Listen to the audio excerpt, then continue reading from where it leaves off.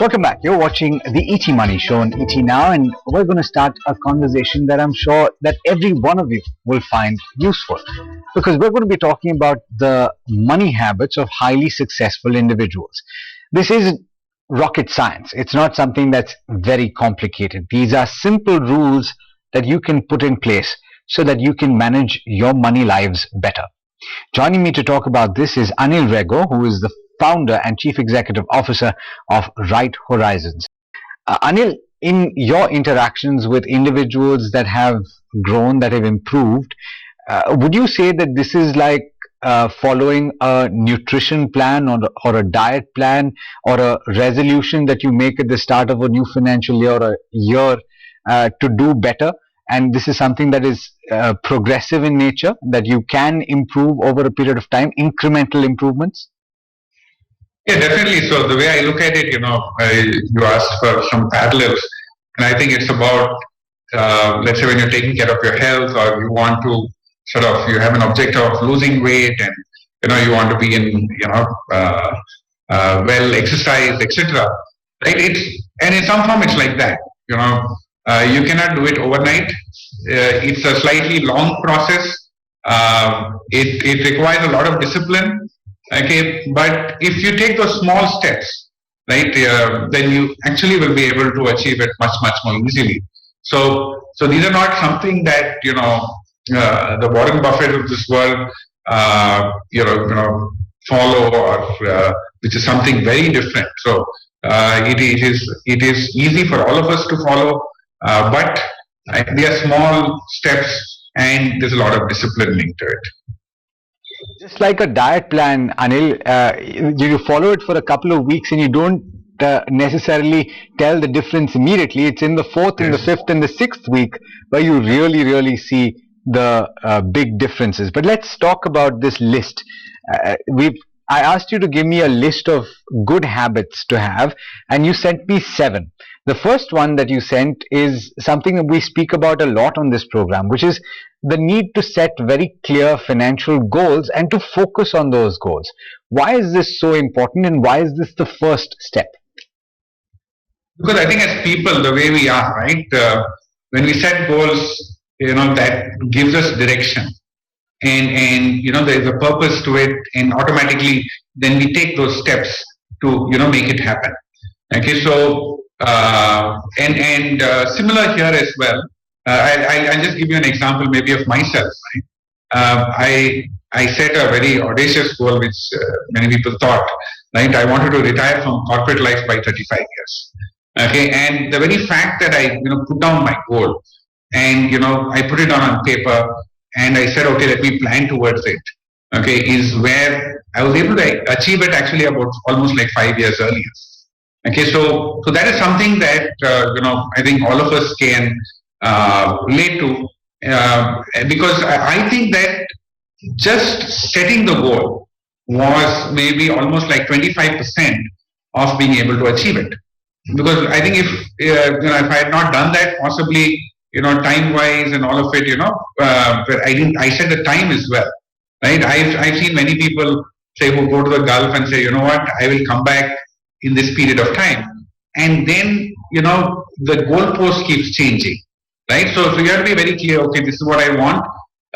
This is by this time, and each of us may have it different. Some of us may want entrepreneurship. Some of us actually may say, I want to do social work, okay, or you may just say, I want to take care of my family, XYZ needs, overseas education, right? So it can be anything, but it's very important for us to put it down, because in the end, money in itself is not the end, right? It's a means to the end of achieving our goals. Curious, when did you make that goal to retire from corporate life at 35? At what age did you do it? Actually, I started right from the time I completed my education. And I started working right from that day. Okay, and my work life was not too long, right? So it was almost like 6 odd years. Okay, and so if you start early and you plan it well, I think you also see upsides come through, and it helps you achieve it. The next one, I think, is related to the first one, and you said something that resonates with me very, very well, which is that money is not the goal; it's a means to the end. And I think to that end, disciplined investing and investing your surplus, which is the second goal or the second rule, is quite important. Yeah, so and actually this is the boring part, right? So and at times what happens, we prepare the financial plan for somebody, and there's a lot of excitement there. But doing this, regularly day after day, and sometimes disciplined investing is also boring, right? Because it may not be trying to suddenly find some great idea and exit, enter, do some whole lot of active investment. Here I'm talking for a normal individual who doesn't have that much of time, may not have perspective also on finances. I think even just doing that, say, disciplined SIP, the discipline of saying I put in a certain amount, of money on a regular basis, right? So some of those are very, very important, aspects to sort of keep in mind, right? So and it goes in various ways. It may be about how do I my expenses, right? How do I spend? How do I keep it within a certain limit? How do I do my SIPs? How do I plan? How do I track? Right? So all of these, I think, put together simple, small steps, but they are things that you need to do. Maybe you keep aside a certain time every month, or certain time even every quarter. But doing that on a very consistent basis is something very, very critical. Is the third step, which is spend time on your investments and review your routines. And this is something that I think a lot of people struggle with, Anil. It's not necessarily a lack of desire, because I think everybody wants to be better. It's just that perhaps to a certain extent there is a little bit of fear involved. There's a little bit of worry that you're maybe not doing the right thing. How do you counter that? See, it may be those also, or it may just be that there are other priorities. In fact, most of the time I find that is what it is. People get busy with their normal, day-to-day stuff at office and give priority there, including I've seen finance professionals, right? They do all the work for the company, but they don't have time here. So yes, for some it is maybe that fear where you see if somebody can handhold you. If it is time, definitely again you can use a third person. If you have the ability and the time, then that's great. You can even do it yourself, right? So I think it differs from person to person, and so you must see what is it that is stopping me from doing it, and possibly focus on that. The fourth point that you've raised is, I think, very important, very interesting, and has quite a lot of, impact on our financial lives, which is risk.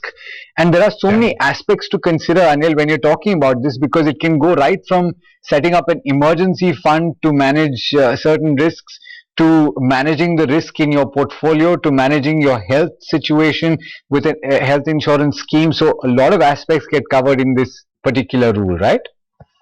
Yeah, and the problem is sometimes, I feel that, as a professional, right, I feel many times investors don't understand risk itself, right? Because only when you see that negative, right, you then say, oh, the fear comes in. Okay, and because at times I've found clients come back and say, you know what, I can take risk. And those are the people who are the first ones who will come back on a slight market fall. And so it's important to try and learn from your experiences, because that's what will help you maybe overcome it.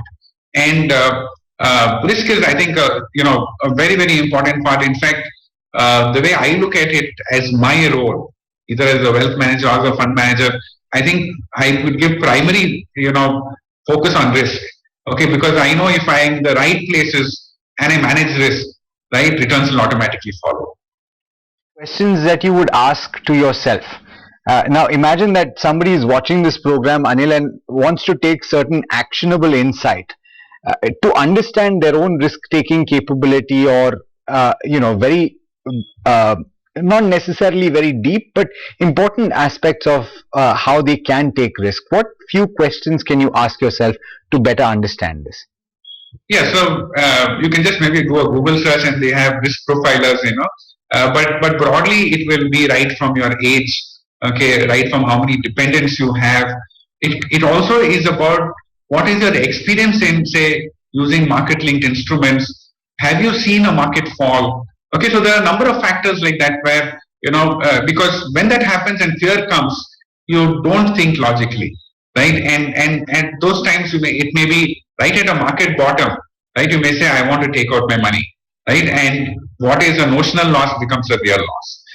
So some of these very small factors can really influence you. It's good to maybe do a proper risk profiler. I think that's the way to do it if you can, and you may just go and do an online version of it and just have a look at it and ask those questions of yourself and try and assess it. Done a conversation as well on this program about risk profiles and understanding your risk profile.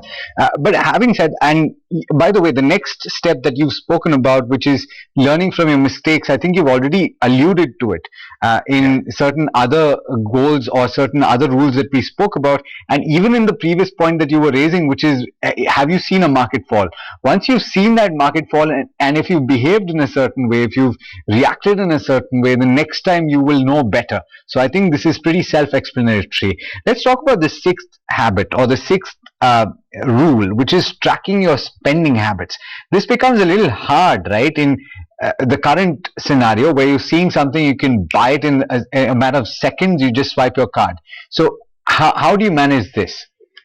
So, in fact, even though it's not directly related to investments, I put it here because, especially maybe for the youngsters, right, the urge is very high, and of course, we even have people at later ages. It's so easy to get things. You have everything at your fingertips now.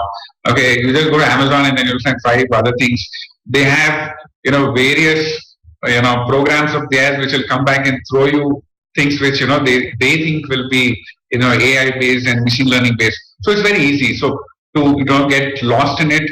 Credit cards are very easy to get, and you may just overspend. So it's I think it's about how can you say what is the limit that I want to set for myself, and follow certain very basic principles.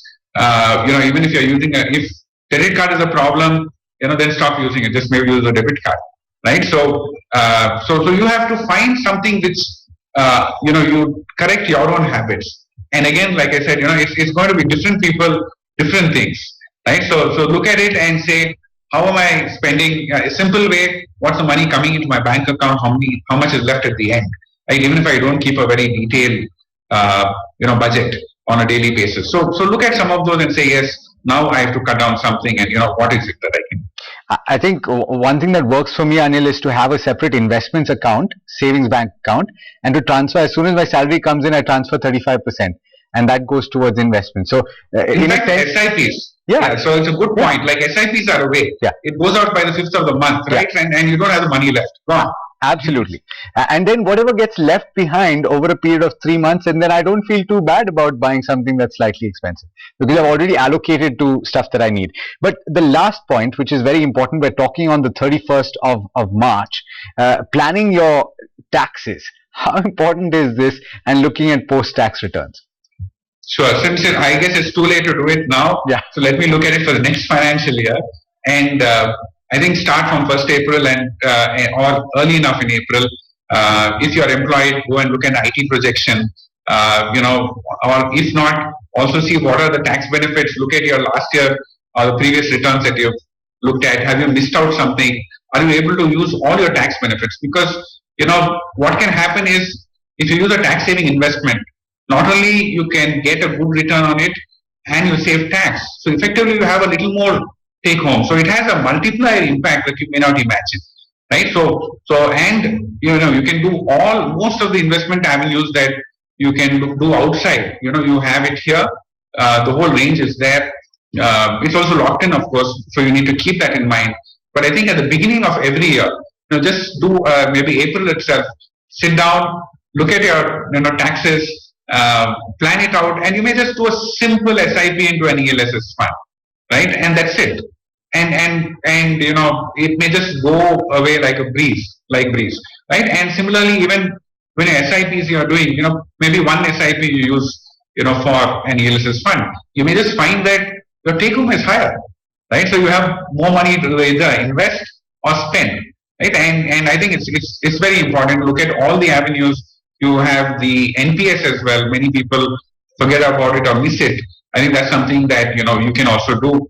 Apart from your company, there's a 50,000 limit on NPS as well. Look at other ones. Small things add up together. Whether it's medical, whether it is can take advantage of your LTA, and various other aspects. I think that's something that can really help you and take you forward and really improve your returns. If you do it early enough in the year and you plan it accordingly, then like you said, your take home is actually better, and you plan your investments such that the cash flow is managed, and that you don't have to spend 40, 50,000, 60,000 rupees to match that 1.5 lakh ATC mark at the end of the year. Anil, thank you so much for joining in and for speaking about these very simple but important points.